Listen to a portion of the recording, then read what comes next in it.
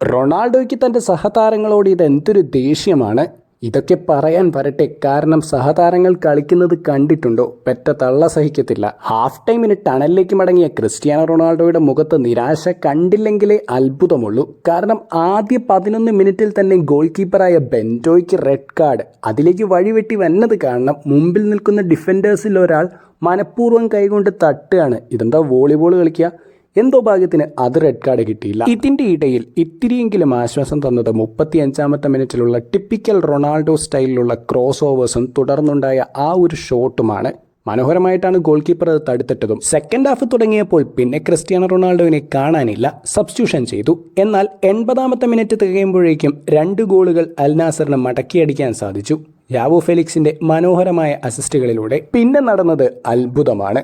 തോറ്റുപോയി എന്ന് തോന്നിയ മത്സരം റെമോൺടാഡ അടിക്കുന്നു. 3-2 എന്ന സ്കോർ ലൈനിൽ അൽ നാസർ തിരിച്ചു പിടിക്കുന്നു, സാദിയോ മാനയുടെ മികവോടെ.